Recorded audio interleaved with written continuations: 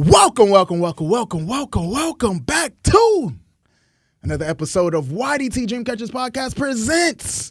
That's not even the title. The title is really Dreamcatchers Presents, the Jason Smith Show, where we don't chase dreams. Nah.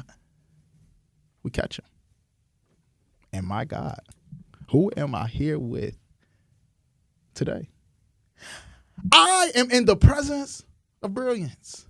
I'm in the presence of enlightenment, of inspiration. Who am I here with today? Listen, you want nuggets? You came to the right place. You want your mind to be opened? You came to the right place. You want to be, I don't want to say questioned, but you want to be challenged? You want your thoughts to be challenged? You came to the right place. Who am I here with today? I am here with Brother Will Muhammad. Brother Will! Yes, sir, brother. How are you doing today? I'm doing fine. All right. I was excited, ecstatic. And my brother was like, my brother Joseph, yes, cameraman, sir. Joey Vandell, the future of film. When he was like, I got somebody perfect for the podcast. I said, who? You know, I'm open for all. He said, I got this guy, man. His name, Brother Will. Yes, this sir. dude, brilliant. This dude will be a perfect guest. And I was like, okay, perfect. Let's do it. It ain't nothing but a word. Yes, sir. So I was ecstatic to bring you on. First off, Brother Will, I like to jump right into it. I don't like to wait. We've been filibustering enough. First question I like to ask is, what is or what was the dream? Wow. First, let me say this, dear brother. Thank you for having me on the show, Brother sure. Jason. Thank my brother over here, Tony, and everybody. I want to thank everyone for just opening up this opportunity and opening up this platform. And also, just while I'm on that, I just want to thank our student minister, William Muhammad, here in Milwaukee, who really, I wouldn't have anything to say were it not for him hands-on teaching, leading, and guiding me since I was 16 years old. He's been a very hands-on mentor of myself, and I think he, as well as myself, we would both be remiss in our duty if we didn't thank the Honorable Minister Louis Farrakhan for being the head of the class that we are both a part of. And so it's their shoulders that I stand on. And I wouldn't have anything to say if it were not for those men. So when you ask what is the dream, brother, before I met them, I didn't know what a dream was. I didn't have any vision of my own personal thoughts or whatever a dream might have been. I had no idea. We're going to get right back to it. You know, we had to stop. I'm transparent. What happened was my director, his brother pulling up, and he called him. We got to make sure he in so he can experience this greatness too. So that's exactly what happened. So before we was cut off, my brother Will was explaining to us his dream, how he didn't even have a dream before he got in contact with his mentors. You can finish. Yes, sir. So just to recap, I just wanted to thank, those brothers who've had hands on me. Student Minister William Muhammad here in the city of Milwaukee, and Honorable Minister Louis Farrakhan. Had I not been enlightened by those brothers, I would have no idea about any type of dream. So, in general, you said, what is the dream? What's right? the dream? What's the dream? So, not my personal dream. What's the dream? But the dream. Mm-hmm. The dream is to see our people free. And not free in the sense of no law, because then that would be anarchy. But free in the sense that we can truly be ourselves without the influence of our slave masters' children and their influence. So to be able to choose to know ourselves in light of who and what we really truly are, and not be influenced by, so many things that distract us from being our righteous selves. So I think that's the dream. That's the goal. Since we've been here in America, we've been trying to find a root within ourselves. We've been cut off from knowing who we are, our name, our language, our culture, our God, our religion, our way of life, our mores, our morals, all of that. It's taken from us. So we're trying to find our way back. You know, when they let us go, they said we was emancipated, right? They didn't say, here's your name back. Oh, my name Jason Smith. Come on. Here's your land back. Here's your culture back. Here's your language back. None of that came back to us. So when they said we were free, they didn't give us back what they took. So we're people trying to find our way.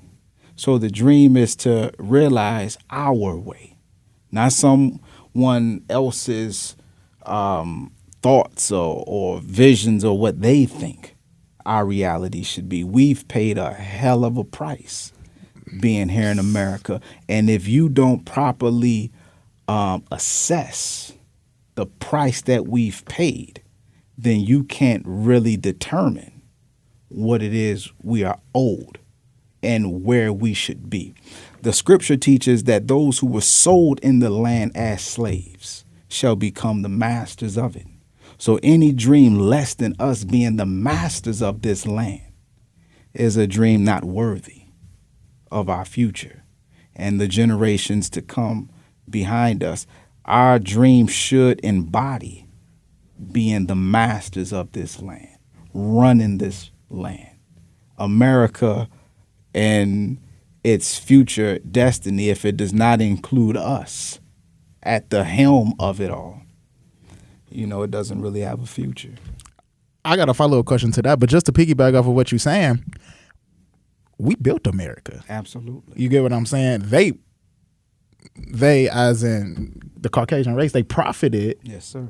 But we built it. You feel what I'm saying? Yes, and I feel like a lot of people, especially because obviously the history books have made it seem as if white people have done everything and they are the almighty rulers and they are just this. And it is just insane because it goes lost in translation that, bro, there would be none of this without us. I was looking at the list of black inventors. Bro, when I say we created and we invented everything in here in this place, dog, I believe that. So how do you think that dream can become accomplished? How do you think we can reach that dream of taking back our, as you say, rightful place? Yeah. Well, any dream that you have, if it's going to be fulfilled, you have to fulfill it on the basis of knowledge. The basis of knowledge and really with the help of God. If you're going to dream big, you can't dream big without the help of God. To attempt something as monumental as rulership, you can't do that by yourself. So when we talk about how, we need a teacher to guide, lead us into the wisdom that will be necessary to accomplish that type of goal. We can't accomplish that with the knowledge from our former slave masters and their children. We're going to have to come out of that educational paradigm and into a new one. The new educational paradigm is not an education that's going to come from your former slave masters and their children. So we have to set our minds for something altogether new, something that we have not known before, because if we had known it, we would have ascertained the goal, right? But we came out of slavery owning less than 0.5% of the wealth in this country. And today we still own less than 0.5% of the wealth in this country. We own less land. We're struggling with literacy, all of the family structure. There's so many things that we're struggling with now, more so than what we did generations ago. Not that generations ago we were better, but in a sense we were better. But we've been on a decline. Just the other day, Time Magazine, there was an article, they talked about how the baby boomer generation was the first generation in Black America that produced a generation after the baby boomers that was worse off than them. Wow. They're the first. So every generation that came after them, you see this decline, right? You see a decline in education. You see a decline in our moral compass. So these are some things that we're going to have to set right before we realize any goal as a people. So these are some things that we have to consider. I would say one of the most necessary things is to be retaught and re-educated. We need a new teaching and a new education, a new culture, a new way of doing things so that we can, walk into the destiny that we are due. If we continue the way we're going, our savagery will disqualify us for what the promise of God has sent down. The promise that we are due is really the promise of God, and we'll disqualify ourselves if we are ignorant to the fact and allow ourselves to continue in a downward spiral in our savage behavior. So what do you think the decline is due to the brainwash of America? Do you think, what do you think? You don't got to pinpoint one specific thing, right, but what is something that you think is the reason for such decline? Because we're supposed to be getting better, in all honesty. Like, I mean, as time go on, things are supposed to get better. It's not supposed to get worse. So why are things just getting worse for us? We've taken our enemies for friends and advisors. You'll never find any self-respecting Jewish person taking Nazis as sincere advisors to them. You're right. So the Jewish people, they are some of the most successful on the planet Earth. There's no mistake about that. And if you watch their pattern, they don't go to their oppressors for advice. They don't ask those who did them in Germany to teach their children. Think about it. No, I ain't gonna lie right now. You'll never see a Jewish person send their children to Hitler High. Think about it. We sending our kids to Washington High. But we send our children to Washington High. Wow. Hey, hold on. So when we look at why are we getting worse, we've taken an enemy as a sincere advisor. Wow. And that's why we're spiraling downward and going backwards. Okay, hold on. I need a little breather because you just, when I say blew my mind, I've never ever thought about that. Yes. A person would not go to their enemy, a person that somebody that has oppressed them or held them down. For example, if I'm in school and I'm being bullied by the big bully, right? Tomorrow, I'm not finna go to the big bully and ask the big bully to help me, right, to teach me everything he know. Because what is he gonna do? Obviously, what he gonna do is teach me the stuff he want me to know to keep my mind programmed to what they want me to believe. Exactly. To what he wants me to believe. Oh my goodness! All right, I just got thrown off for a loop. I don't even know what question I was gonna ask after that, because the Hitler High and Washington High was the perfect analogy, bro. America wouldn't even want to send their kids to something called Hitler High just because of the perception of the name. Right. But yeah, we're okay with a Columbus Day. Oh, don't even get me started on Columbus, because I got big problems with Columbus. But we celebrate Columbus Day, and we celebrate, I think President's Day is on George Washington's birthday. We don't talk about every president, not every, but most of them presidents earlier had slaves. Thomas Jefferson, all these presidents had slaves. Even in what is it? I don't know if it's the Constitution, whatever it is. We weren't considered as humans. Right. They weren't talking to us when they were talking about how we got all these freedoms and all that. No, they were talking to the white people. And something that I just came across, and I was talking with Joe about the fact that back then they were saying that black people weren't fully evolved or something like that. And the fact that the reason why our skin is like this or this color is because like we're cursed or whatever, and we haven't fully evolved, and then that white people fully evolved, and that's the reason why they are the way they are. That is sick, bro. Yeah, absolutely. And the amount of I keep saying brainwashing because I just feel like we have been brainwashed year after year after year, decades and century after century, to the point where we don't realize that we're brainwashed, and we think the stuff that we're being taught is the truth. And something that I remember being in high school, sitting in history class. And it never made sense to me. Because why are all the victors white people? Why are all the winners white people? Why are we celebrating the massacre of millions of Native Americans? Yeah, and see, and it's messed up because when you think about like how we've been taught and trained, we've been taught love your enemies. Love. Whoa. Now think about it. When you love somebody, you give yourself to them, and when you give yourself to somebody, some of them becomes a part of you. So if you love your enemy's hatred of you becomes a part of you now. So you look at your family, you look at your children, you look at your relationships. We express the same disdain that they have for us.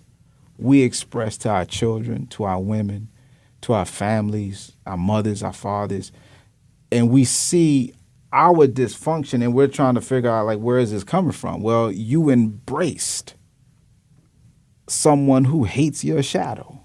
You love them while they hate you. And your embrace of them marked you with some of their character. So you go home now with some of them on you. So you look at your wife, you look at your girlfriend, you look at your children with a type of disdain, a type of dislike. And a lot of times we don't even understand where it's coming from, but we're thinking not with our own brain. We're thinking with someone else's brain. And we're looking at our reality through someone else's eyes.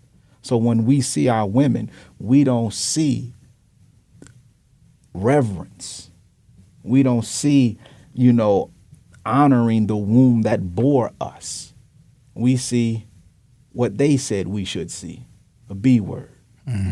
Somebody I could just, how we talk. Trust me, I know. I already know where you're going with it. So it's like, this disrespect that we have of our women.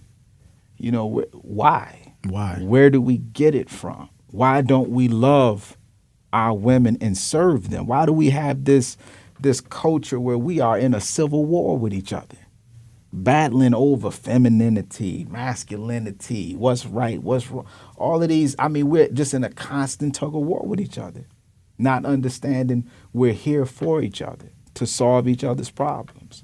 We don't get that part. We're constantly at war with each other. And it's like, again, we're living out our life through the mind of someone else. So when we talk about, being re-educated, having a reshaping of our minds and culture, it's like that's where it has to start with newfound education, and be honest with you, man, I see Minister Farrakhan as the tip of the sword in that new education. He's the point. He's the one who I feel is best qualified and best equipped to teach our people a new reality, a deeper love of self, and equipped us with, the knowledge, wisdom, and understanding to go about developing a new paradigm shift in our communities. You make an amazing point. Man, it's a lot to touch on. So the first thing I want to touch on is, because I remember when I was in school and a question was posed to me. I went to UWM, so obviously all white. And a question was posed to me like, why do black people, everybody's so worried about white on black crime? We need to start focusing on black crime. And what came to me, what my head was, bro, for example, the hood is notoriously synonymous with black people for some reason. Yeah. And it was purposely made that way. Right. And people in the hood, they are battling and pointing the finger at each other, not realizing we all need to be pointing the finger in one direction. You get what I'm saying? They placed us if you put any group of people in disadvantaged situations, if you put any group of people and take away everything from take away their identity, take away who they are, problems. There will be problems. It don't matter what race it is. And see, and it's like what our situation is like. Nobody else has our problem of identity loss. Identity loss. You know, like, you know, I don't mean to harp on our Jewish family, but when they went through what they went through in the Holocaust, they came out knowing who they were. They had their name still. They had an idea of their culture. They knew their history. They understood that they were a somebody because their traditions teach them that they are God's chosen people. They had a belief or root in themselves. So even though they went through that ordeal, they were still able to stand up and say, I'm a somebody. I don't have to turn in on my Jewish brother and act like a rat in a box. We're above that. You see what I'm saying? I see what but you're saying. But you take somebody that don't know nothing about nothing. You know, they scared of the boogeyman. You know, all kind of superstitions and lies that fill their head. You put them in a box, boy, it's over. It's raps. It's over. You know, like you set them up in a little confined area with no morals, no code to believe in. They'll do anything. You introduce That's crack, common they'll sell. sense. You know, we'll do whatever, pimping, whatever it may be. Whatever you introduce to the box, we're gonna jump on it. Because, you know, we have an unchecked appetite for whatever. You introduce it, we eat it. No, we don't have, we have the ability, but we don't have this thing in our community where we like, no. Just take. Yeah. And it's like, I learned in manhood, it's not about what you can say yes to, it's about what you can say no to. And in our community, we don't practice the art of saying no. No, I don't need to get bred that way. I don't need to, seek pleasure that way. There's a better way. So yeah, man. No. Hey, no. I feel like I'm in college right now, and this is exactly why I wanted you on. So first off, I just want you to, what is Nation of Islam? Explain that to me. The Nation of Islam.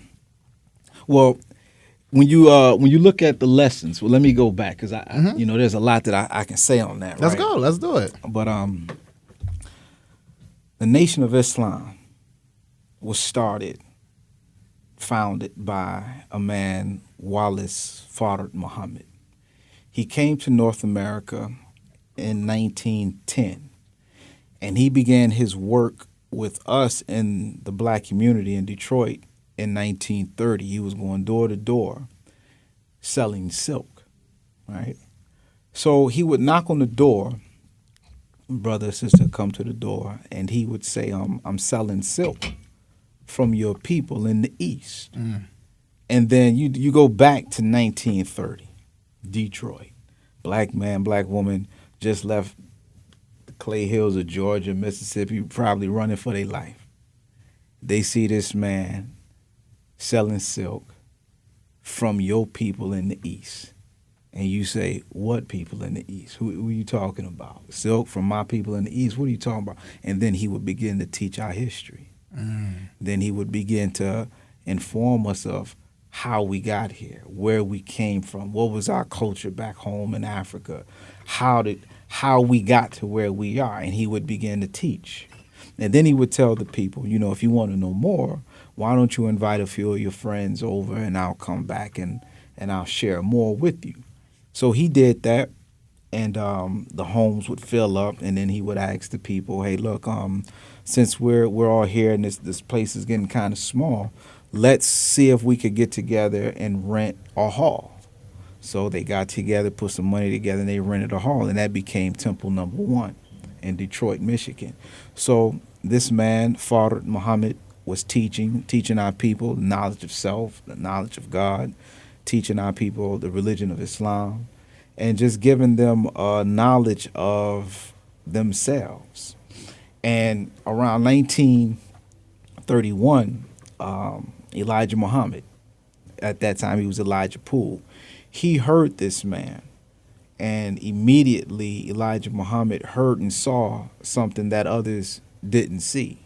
He was a young man who grew up reading the Bible, studying the Bible, and knowing its prophecies, knowing its teaching. And he said the man he saw, the things of scripture that he knew tallied with the man he was listening to. And he said, this is the man this book says would come. So he got a chance to meet the man. He shook his hand and he told him, I know who you are. You're that one that was supposed to come. And Fard Muhammad told him, yeah, but who else knows that other than you? And he told him to keep quiet. And then those two, Elijah Poole at the time, became a student of Fard Muhammad. And he began to teach him night and day. And this went on for about 3 years and about 4 to 6 months. So he taught Elijah. Fard Muhammad began to, work with him and work with this group that he was developing in Detroit. And between Chicago, Detroit, and Milwaukee, they had developed a following. He developed a following of over 25,000 brothers and sisters. And he called them the lost and found members of the Nation of Islam in the West. So it wasn't, an organizational name. He was identifying us as the people who were lost, but now found. The members of that larger nation of Islam that was in the East, that members of that was taken from that and brought and carried on a westerly course into the Western Hemisphere. And 5% of us ended up in America, but the other 95% of us ended up in the Caribbean and South America and all over, the islands and whatnot. But the 5% that was here, we called it the worst. So he came to who was in need the most. And he began to give us a knowledge of ourselves and give us a route back into who we are. So the Nation of Islam is just that. It's a nation. He came to reclaim us for that nation that we were once a part of, that we got lost from. You just broke it down for me, and I appreciate that. Yes, so how does because I think a lot of people really have no clue of what nation. I feel like when people hear Nation of Islam, they only think of Malcolm X and Muhammad Ali. And I feel like, you know what I'm saying? Yeah. Like, I feel like they don't truly understand the depths of it. And that's cool, because it's like it's not their fault. Like, this world is not gonna give you that. Yeah. Because when Fard Muhammad came and he raised up the Honorable Elijah Muhammad for us, he began teaching us, hey, look, we need to come out of here and establish a nation of our own. So the powers that be, those that oppose us, are not looking for our people to join on to themselves and become a nation. That's one of the fears of Pharaoh in the Bible, right? When Moses went to the children of Israel, one of the fears of Pharaoh was that the children of Israel would multiply. They would grow in numbers, join on to an enemy of Pharaoh, and then come against Pharaoh. That was a fear. And that same fear is with us today. The enemies of ours fear our population growth. They fear us joining on to an outside enemy of theirs. And from the inside, we would spark revolution to come again. That's a fear that they have. Not that that's what we are on. We ain't planning that. But that's what they fear. So that same fear that was in the scripture is the same thing that's feared now. So they have worked tirelessly to keep us from the idea of becoming a nation of our own. It's like anytime you have a husband and a wife who just can't get along, the natural thing to do is separate. You don't keep those two together because their relationship would only degenerate, get worse, and before long, somebody's going to seriously injure the other person. So before serious injury happens, whether it be emotional or physical, the two separate. And when they separate, there's negotiation that happens between what that family stored up in wealth. So the intelligent thing for us to do is to separate when we find that we can't get justice in the situation that we're in, to break off and develop something of our own. so that we can give ourselves justice. Because asking others to do it for us, here it is. Back in 1960, we was asking for jobs and justice. And here it is today. We're still asking for jobs and justice, the same stuff. We're still, worried over our right to vote. So that lets you know that the relationship we have had has not been a healthy one. And at a certain point in time, when you've had enough, you decide to separate.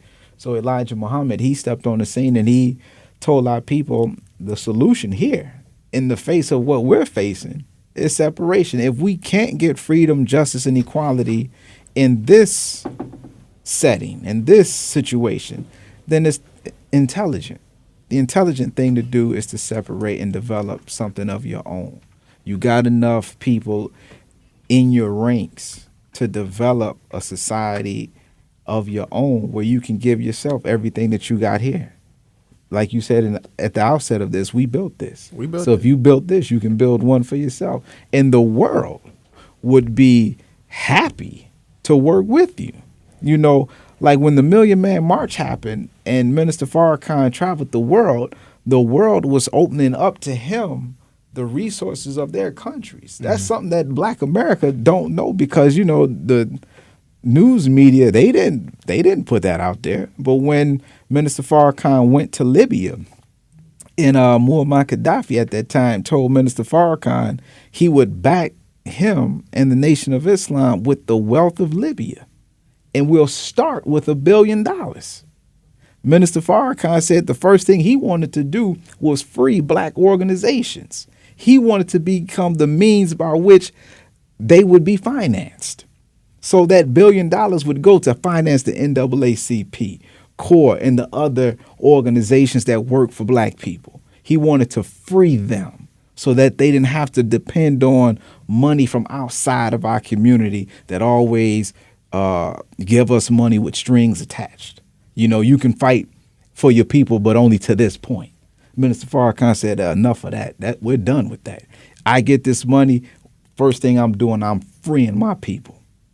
He wasn't about to buy all the members of the Nation of Islam gator shoes. We wasn't on that, brother. Had everybody looking fly. You know what I'm saying? He wanted to free Black people. No, I feel it. He wanted to free Black people. Real freedom. Then in Cuba, Fidel Castro at that time, he offered 500 scholarships to Black America that they could come to Cuba and become any level doctor they wanted to for free. The only stipulation was they had to go back to their community and serve their community. How many of our people knew or even heard of that? Like if you wasn't plugged in and was reading the Final Call, you would never know. Yeah, you wouldn't know. You would never know. So it's like the brothers, when you see us out in the street, man, like we got information we're trying to get to our people because you're not going to get it nowhere else. Trust and believe. So we have an independent voice outside of our enemy's influence that we're trying to lead, teach, and guide our people. So, so that's just some of that, man. I know I said a lot on that point, but no, I love it. I got a few. But yeah, brother. So that's in a nutshell. Kind of like again. What the Nation of Islam is. And so a couple of things. First thing I want to touch on is, I produce a radio show, and the host is a big proponent of resegregation. Mm-hmm. So like he believes, and him along with my Uncle Vernon, they actually got me on board that first off, a lot of Black inventions and stuff that I was talking about earlier happened during segregation. And one of the good things that came from segregation was the fact that we were buying stuff from our own businesses. We were supporting each other because, we couldn't do it. You know what I'm saying? So that's when we had Tulsa. That's when the Black dollar was turning over. And that's when the Black community was actually doing good within our community and within our culture. So I understand your point of the sometimes we got to separate. Yeah. If people not getting along, you got to separate. Absolutely. And separation and segregation are not the same thing. Yeah.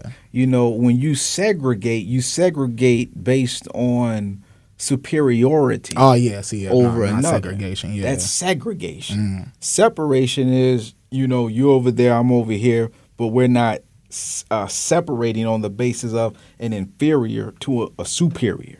the way that should be. So segregation is, here's a superior deciding and determining the future of an inferior. That's segregation. You just broke. Hey, that's a real right in itself. Separation versus segregation. Yes, sir. Because we ain't saying nobody's superior. Right. Heck, right. No. That's we're not even on that. That's what I'm saying. It's not even about that. Honestly, it's out of love. And honestly, it's like, bro, we not getting along. And if we build, and like you said, they worst fear for us is for us to come together. Right. Because and join on to an enemy and come against them. Oh, Lord, that's they the whole, not gonna know that's what the to whole do. thing. And it's like, and I understand that fear. Yeah. I mean, if I was in their shoes, I'd be spooked too. Yeah. And Thomas Jefferson, he said he trembled when he reflected that God's justice would not sleep forever. That one day the justice would come back, the scale of justice would turn.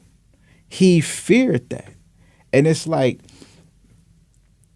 white folk, if you want to save yourself and save your country, do right by the people who your fathers harmed and hurt and put in this broken condition.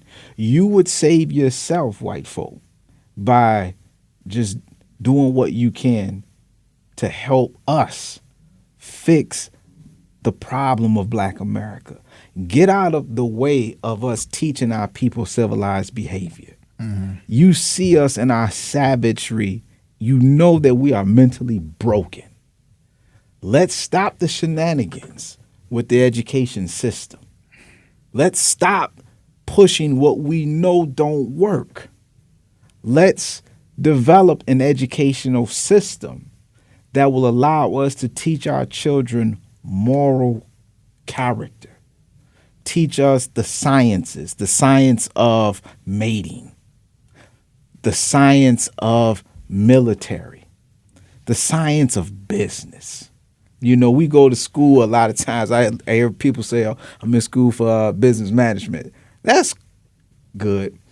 But we want to be masters of going to the earth and mining out its treasures, its wealth, utilizing our skills to manufacture the things that we use every day. You look at everything in this room, how much of the things in this room do we know how to make and can make? Do we have the land to mine out the materials that we use every day?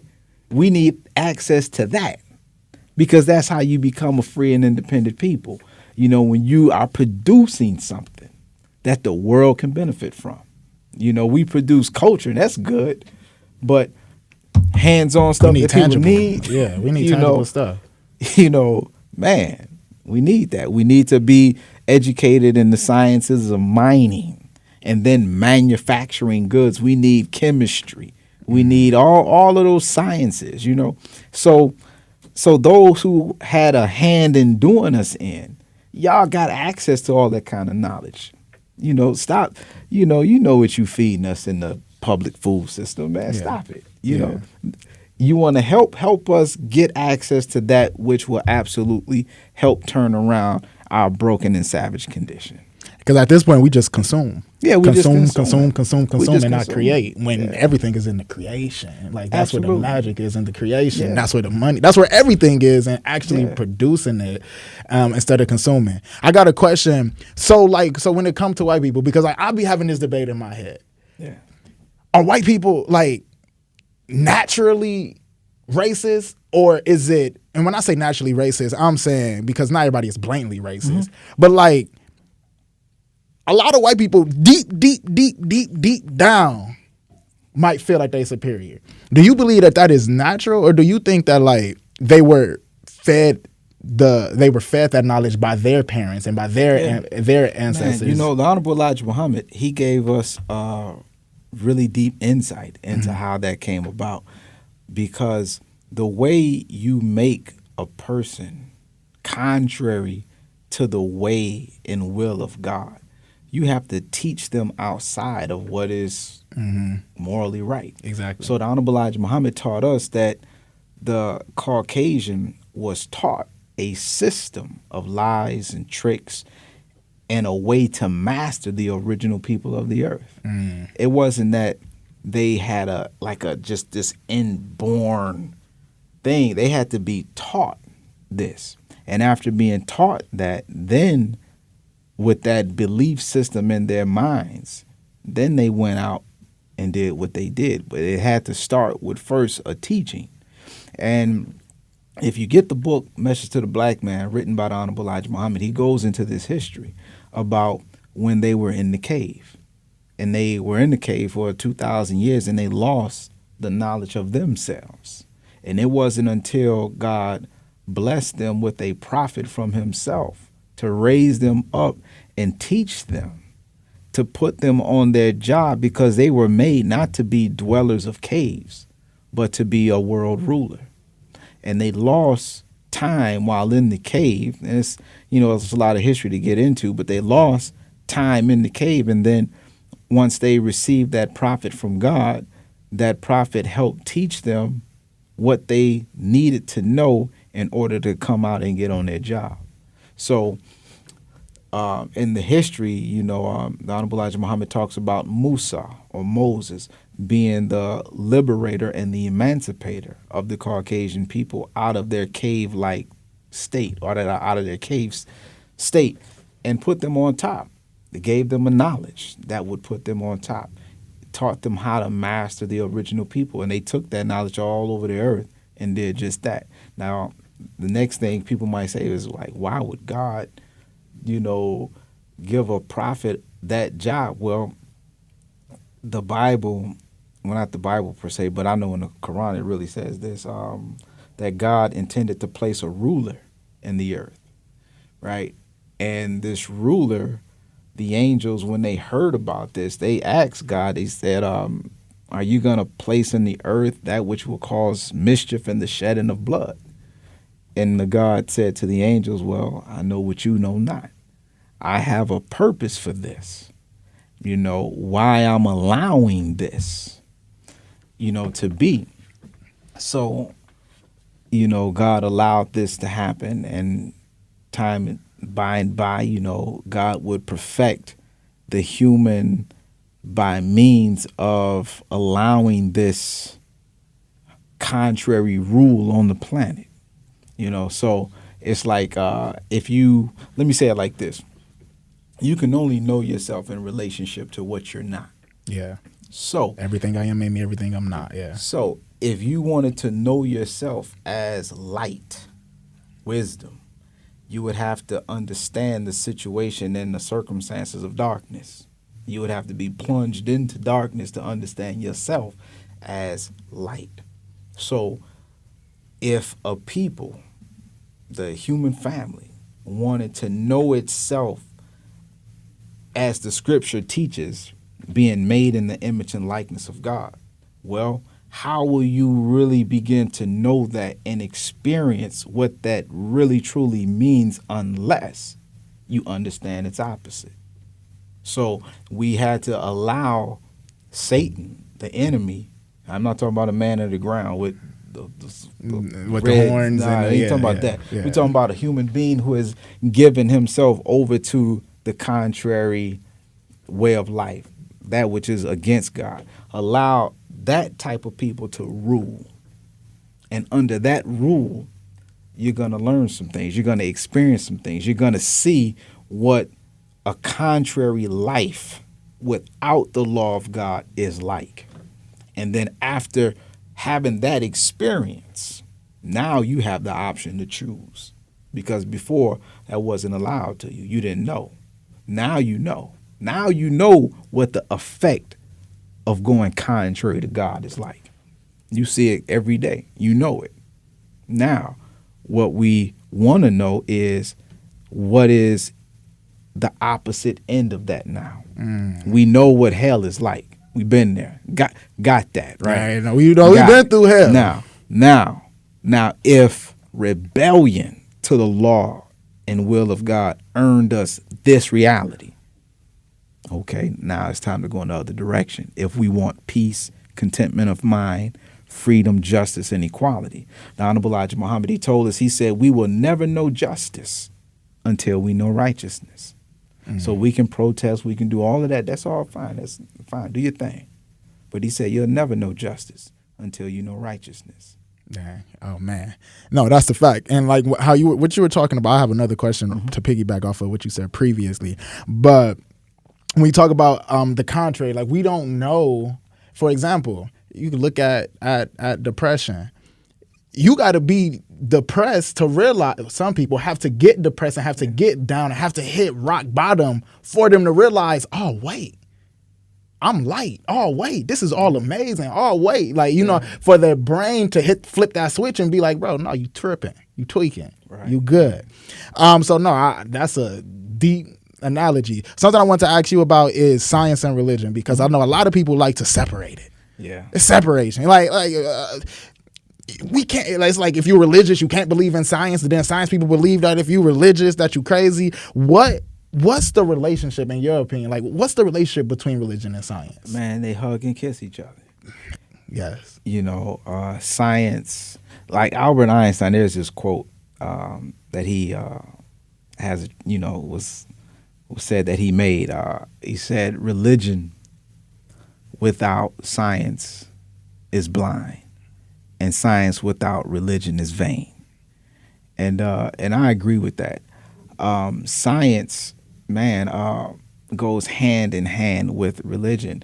Let me share like this with you, brother. The Quran, the book of scripture for Muslims, right? Allah with the Quran does things in the Quran, not just linguistically, but the patterns that you find in the Quran that are based in mathematics is absolutely mind-blowing. Give you an example, right? There's 114 chapters in the Quran. The 57th chapter of the Quran is called the iron, al-hadid, right? 57 is the halfway point of 114, right? Mm-hmm. Okay. So the chapter that's halfway through the Quran is called the iron. The earth, right? Where do you find iron? In the middle of the earth, just like you find iron in the middle of the Holy Quran, right? The Holy Quran, that Arabic word hadid, it has a geometric numeric value of 26. You look up the atomic mass of iron on the periodic table, and it's 26. The very first verse of the Quran, all the way to where the Quran mentions iron, in between the two is 5,100 verses, right? The concentration of iron under the ground, where you find iron, is exactly 5,100 kilometers under the ground. So it's like, here it is, the Quran is revealing this 1,400 years ago to an illiterate man in the middle of a desert. So why have these components of science in that book, Quran? Also, the Quran, it talks about the science of embryos, how the human being starts from a drop of blood and then evolves into a clot and then to a fetus, into an embryo. The Quran mentions all of this. The Quran talks about the planets and how they orbit. Why? Why does the Quran mention these things? Because it's a book of science. It's a book of deep spiritual law and wisdom, but it's also a book of science. Here's another one for you, brother. In the Quran, there's 2 palindromes, right? A palindrome, is a word that you can spell forward and backwards, right? But in the Quran, it's not just a word that is a palindrome. What Allah did in the Quran, the whole sentence is a palindrome. You can spell it forward and backwards, the whole sentence. And it's a sentence dealing with the orbit of the planet. Wow. But then there's another palindrome in the Quran that deals with the spiritual nature. You see, so you have a spiritual one and you have another one of science. So you have science and a spiritual palindrome, both in the Quran, and they're both sentences, not just words. They're Arabic sentences that you can spell one way and spell the other way, right? So the Quran, it mentions women 23 times. It mentions men 23 times. You get 23 chromosomes from mother, 23 chromosomes from father. That's crazy. And this is all in the Holy Quran. And there's many more, brother. Many more scientific and mathematical facts. The Quran mentions and talks about how female bees make honey. That was only discovered a few hundred years ago. Wow. But in the Arabic words, right, the verbs used in talking about bees, those verbs are only attributed to the female. So the word eat, follow, and it's one other word in chapter 16 related to the bees, right? But those verbs are verbs that are only used in when you're talking about the feminine or the female, right? If the words were words that you would attribute to a male bee, the whole word would be different. But it's words that are attributed to just the female. So we know from linguistically how the chapter is written that female bees make honey. And now today, science bears witness that female bees make honey, not the male bee. Wow. So very clear.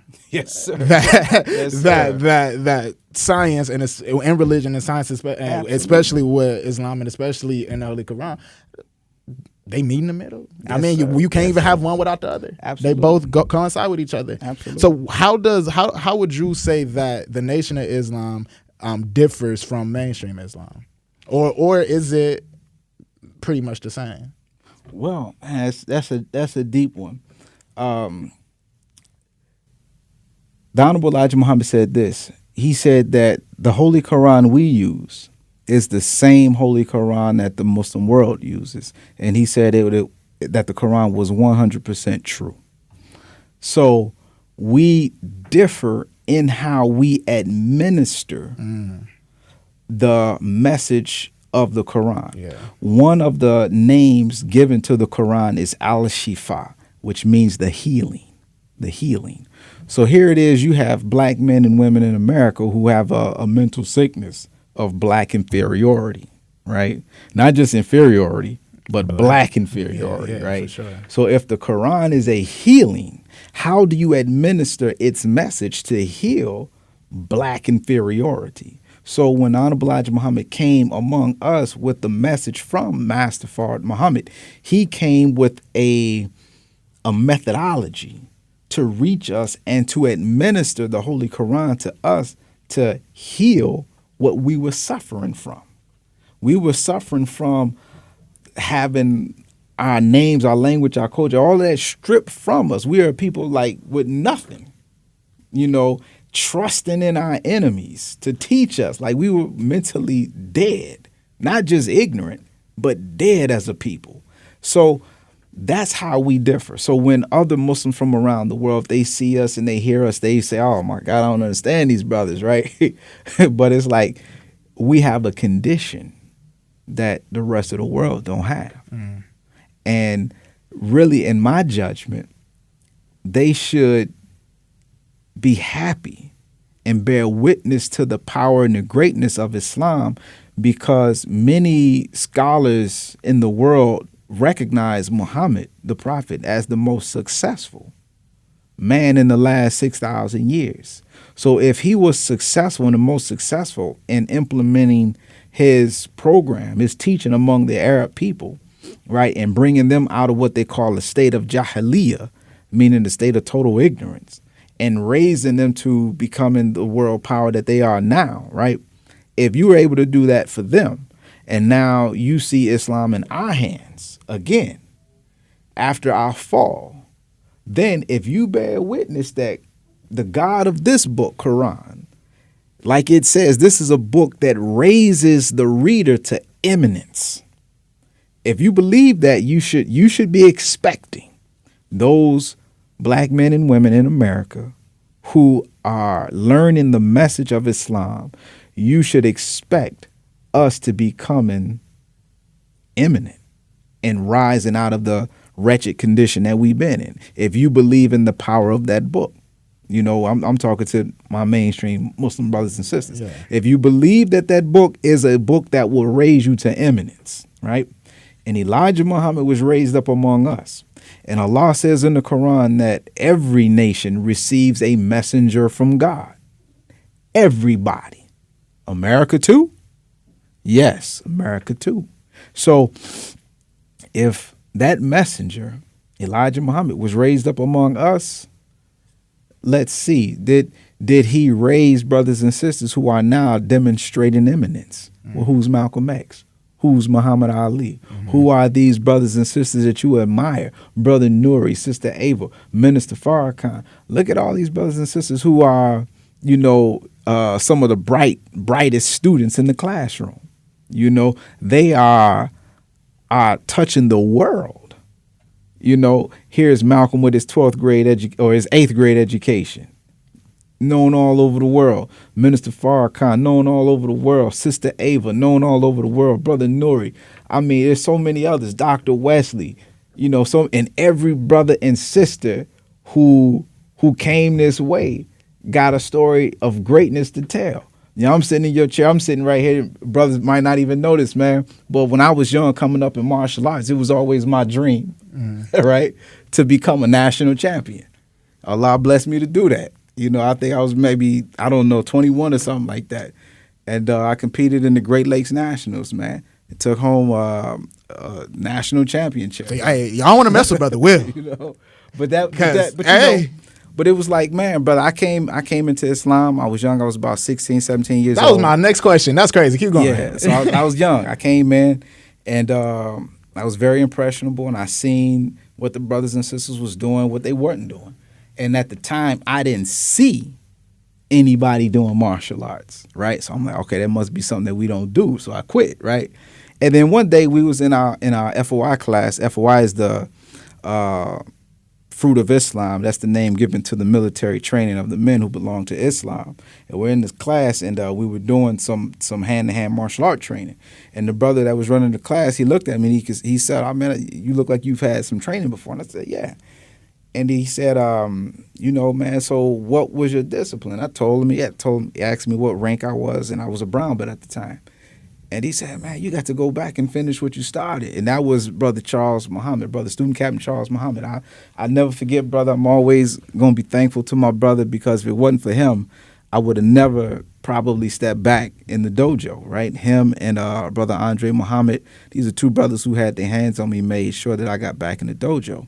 And when I got back in, I got back in now with a mindset that I was developing in the classroom of God. Now I'm in the Nation of Islam, and I'm developing a whole new thinking. So when I got in, you know, I didn't want to become a national champion for the sake of becoming a national champion. That wasn't like I just gotta do it. I gotta do it. It was like, I'm gonna be a national champion. You know, it wasn't like that, because I was just happy being myself, you know. But I went on and accomplished that goal, brother. And Allah blessed me to do that. And then Allah blessed me to not just do it for myself, but to produce another student who did the same. Wow. You know, so I'm happy in that regard. But yeah, brother. I told you, this has been I've learned, when I'm learning so much, dude. Yes, I really appreciate you. Now I want to move on to a segment I like to call This or That. I broke it down. Okay, yes, sir. Before, yes, sir. Let's do it. Listen, I'm gonna just say two options. I'm not gonna elaborate. Okay. I want you to just tell me your answer and why you chose that answer. Gotcha. First one: unity or diversity? Unity. Explain. Unity. And I say unity because I think sometimes uniformity and unity gets confused, right? You didn't say uniformity. Yeah, I ain't say what. Yeah, You said unity, I said right? unity. Unity is a bunch of different people, right? Because there's your diversity, working for one goal, doing the same thing, trying to make something happen, right? So you got the church, you got the Muslims, you got the Hebrew Israelites, you got the 5%ers, you got the brothers and sisters who say there ain't no God, right? You got all these people, right? But if you can all get them to understand, hey, look, we gonna work for the success of black businesses, that's unity. You know, and you don't have to come put on my suit to be in unity. You know, be you, do your thing, right? In the Nation of Islam, we shave our heads and clean shave, right? All my people, all my brothers don't do that. Some of my brothers got locks and braids. That's the culture. That's what we do, right? But in this vein, we do it this way, right? You don't have to do it like that. But if we're gonna work to see our neighborhoods decent and a peaceful place to live in, I think that's something that we all can agree on, right? So that's why I say unity, right? Because unity will allow us to have the strength necessary to accomplish goals that we all can agree on. We just got to sit down together and just agree. You know, however you believe, brother, that's fine. You know, your suit is not my suit. And I feel like it would be unjust to try to make all 40 to 50 million black people do like I do. You understand the way I understand. Everybody ain't gonna do that, man. You broke it down. Hold on, talking about because the unity versus uniformity. I've been in my head because you're right. When I think of unity, like even when I wrote the question, I'm thinking really of uniformity, and the real answer is real unity. Different. It don't matter what culture. It don't matter what it is. Yeah. People actually coming together, striving for one goal. One thing, yeah. In my head, I'm just thinking all black people coming together and making stuff happen. Yeah. But in order for the world to get to the best potential it could be, everybody got to come together and strive toward that one common goal. Sure indeed. Boom, boom, boom. All right, second one: historical roots or future potential. Both. Can I say both? You can say both. You can't say both. Okay. I would say both. But you got to explain why you chose both. Okay, say it one more time. Future. So historical roots or future potential. So basically history versus future, I guess. Yeah, it's like, man, you know, I see them really as the same. You say, man, bro, well, how could they be the same, right? You know, you are sitting here, you're holding the DNA of your past, right? And your seed has your future. It's all right there in you, right? Yeah. So, and that's true for the male, it's true for the woman. A woman is born with the amount of eggs that she's gonna have for that lifetime. That's her future. You know what I'm saying? So a woman right now who's carrying a baby girl, right? She's not only carrying her future in that baby girl, but that baby girl is carrying eggs that's going to be the next generation. That's your future, but you're being made out of a DNA from the past. Man. So they're really one and the same. So that's why I got to say you a brilliant. Hey, listen, bro. You a brilliant brother. Praise be to Allah. Wow, you a brilliant brother. Because it's like every single question I asked you, not asked, I'm still asking them, but every single question I asked you, you got me thinking differently. Praise be to Allah. You got like, oh, snap, like how didn't I think of that? Or like, well, I know how I didn't think of that. I wasn't taught that, but man, last one, or that. Personal growth or community growth? Man, self-improvement is the basis for our community development. So I'm gonna have to say both again. I'm not gonna lie. With this one, that's the answer I thought you was gonna give because that's the same exact answer I give. But yeah, like, you know, when we go out in the community, you know, we're asking our people two questions, right? We're asking our people to engage us or engage with the knowledge that will produce self-improvement, right? Every time you see a brother and sister with a Final Call newspaper, they have with them in the paper information that will help inspire in every brother and sister that comes in contact with it self-examination, self-analysis, and then self-correction. So when you read the articles, like, for example, in the Final Call newspaper, there's an article that deals every week on how to eat to live, right? Yeah, it's crazy because I'm a big Michael Jackson fan, and he used to read that book like a Yes. So how to eat to live is in there, right? And as you reflect on the article, the desire, the outcome, hopefully, is you examine yourself in light of this new information. Analyze yourself and then change and correct in your diet what you're eating that, might have been harmful. Change it, fix it, correct it. If you're a person who has never fasted before, try fasting. If you are addicted to sugar and you realize, oh wow, I got this sugar habit, I need to work on that, and you start making correction in your diet, right? Very often, Minister Farrakhan, he puts in the Final Call newspaper brilliant and beautiful articles that deal with male and female relationships, right? Brother,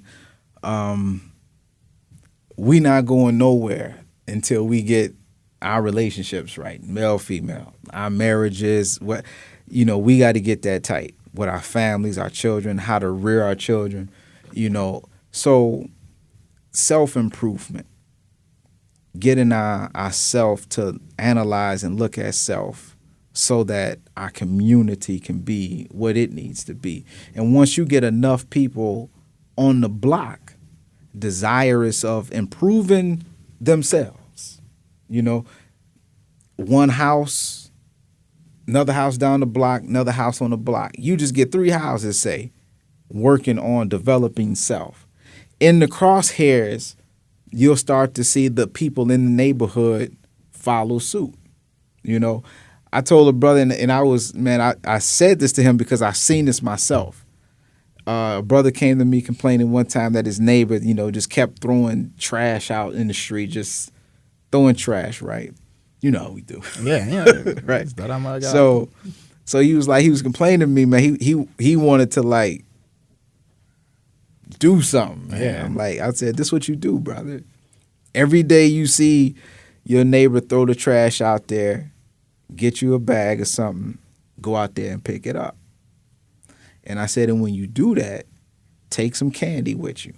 Go on outside, and you're going to see the little people running around doing their thing. So you just go over there, ask the little people, hey, look, you want to help me? I'll give you some candy. Get them a little piece of candy. Let them help you pick it up. I guarantee you, when mama look out the window and see you picking up trash and see they little babies picking up trash, that's going to inspire something in them. And before you know it, they'll be outside picking up trash. That's a win-win situation. You can't lose, brother. You can't lose. You can't lose. That's a good point because, like, in order, I told you I'm a Michael Jackson fan, it all start with the man in the mirror. Absolutely. You know what I'm saying? Absolutely. And it's like once you get on the self-development path and the self-improvement journey, you want to go tell everybody. Yeah. You want to go spread the message because you're like, bro, I was where you were. Yeah. I can help you. And then that's what leads to the community growth and everybody coming together. But the community or the people that you're speaking to, they got to be receptive of the message, and they got to want to learn, and they got to want to improve. Absolutely. And that's how we go get there. Yes, sir. Last segment. I call it the deep dive. Okay. I told you. Philosophical question. I just want to get your opinion on it. Okay. What is your perspective on the afterlife, and how does it influence your behavior and choices in this life? The afterlife. That's deep, brother.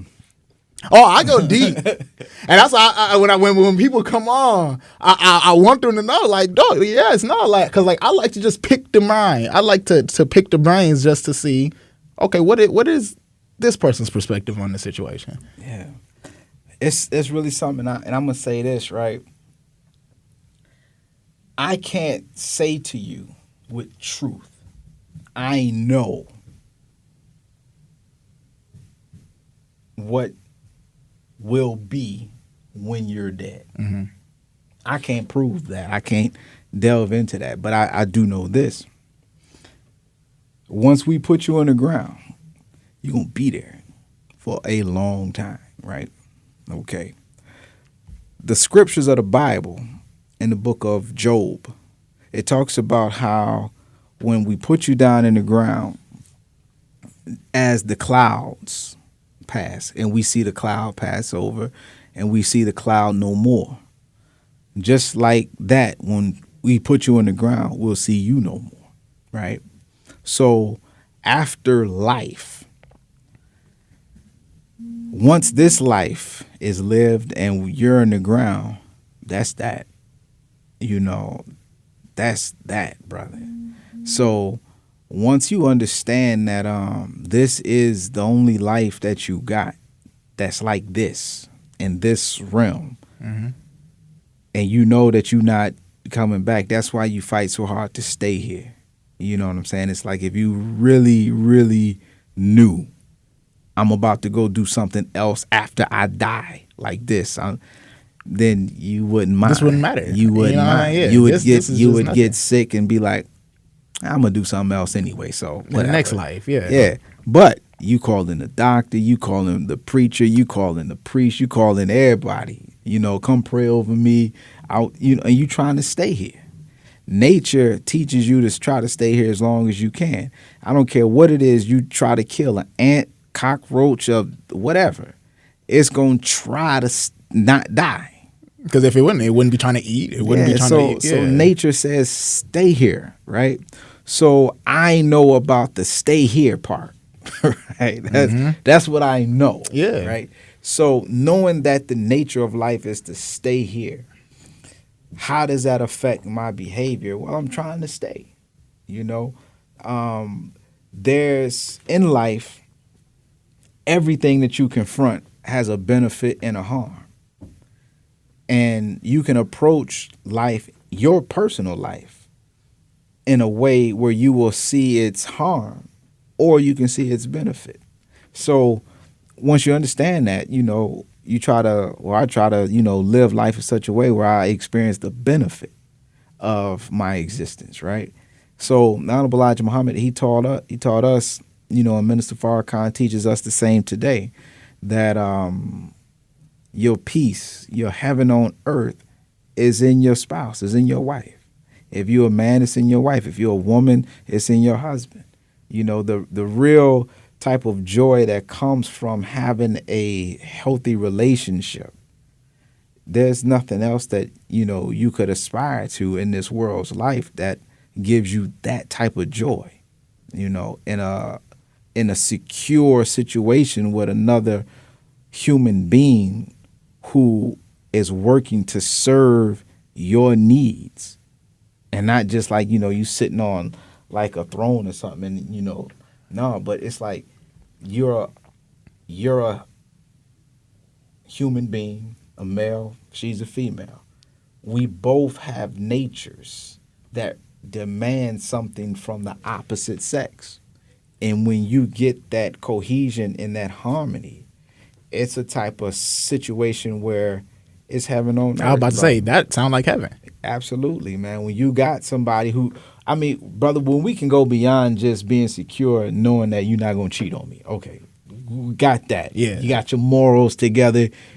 We good. Now you can begin to build on what you actually are. And what are you? You're in the image and likeness of God. What qualities of God are in the female and what qualities of God are in the male? Well, all of them. All of the 99 characteristics of God is in her and it's also in you. Now you got the rest of your life to develop those qualities and characteristics and share them with each other. Once you got your morals down, right? Now let's see how much of God we can manifest to each other in our relationship. There's a verse in the Quran, right? When the Muslims went to battle and Allah told Muhammad, it was not you who slayed the enemy. It was I who slayed them at your hands. right? So if God can slay your enemies at your hands, can God be the hands that, don't trip out on me when I say this. No, go Can God be the hands that caress and hold your wife? Mm-hmm. Think about that. You know, if his hand was the hand that killed your enemy, can his hand be the hand that caress your wife as you touch her? Mm. You know what I'm saying? You touching her with the power of God in your hand. You rub her down with the power of God in your hand. God says to Muhammad the prophet, when I love you and you love me and you seek to get close to me through your extra prayers, then I become the eyes you see with. I become the hands you work with. I become the feet you move with. So in essence, you become the body that God takes possession of. And when we see you, we don't just see you, we see God in the person of brother so-and-so, sister so-and-so. You see? So imagine having a spouse who has reached that ability where they're no longer just brother, sister, so-and-so, but they have grown spiritually to the point where they are manifesting God in their speech, in their walk, and how they handle and deal and do things. You know, it's like you want the hand of God on you. That can happen with your spouse. Mm.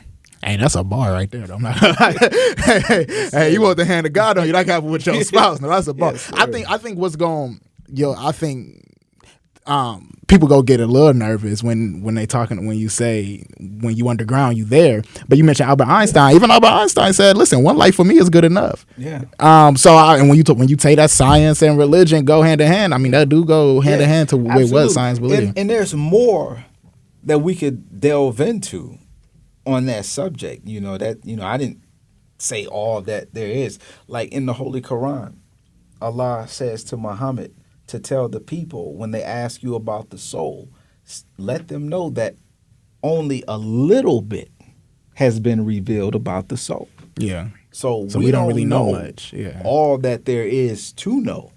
And then then another place in the Quran, it says that if all of the seas were as ink and all of the trees were as pens, you could not exhaust the words of God with that.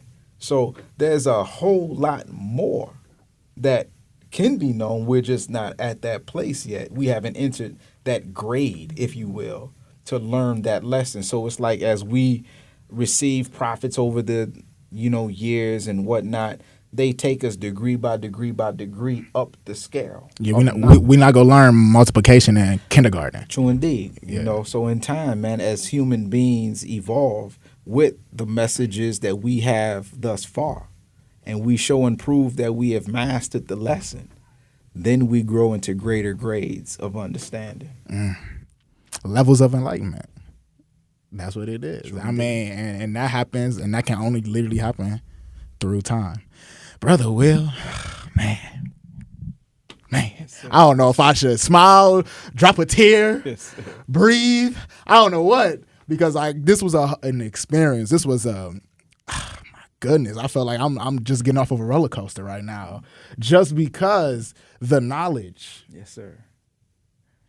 Opening minds, because like if my mind is open, I know, and I consider myself a pretty open-minded person. Yes, sir. I know it's a lot of people who watching who are closed-minded who go be thinking, oh dang, I never thought of this like that, and that's what I want for Yes, sir. that's what I want for the podcast. Yes, sir. That's Yes, exactly sir. what's the goal. That's why when my brother Joseph said, listen, I got brother Will for you, I was like, let's go. We were sitting right in that room over there. I remember it exactly. That's what's up, man. So Praise thank be you, to Allah. thank you, my thank brother. you so much for coming on. sir. So listen, when I point to you, I just want you to say we catch him. So I'm gonna point to you, and you just gonna say we catch him. You just got done watching another episode of I keep doing that. Of Dreamcatchers presents the Jason Smith Show, where we don't chase dreams. Nah. We catch him. We catch him. But you don't believe. Technology. You can hold me down, but no, you can't stay. Sooner or later, I'ma get my way. You can try to practice, no, you gon' fall. They say for me to shine, I got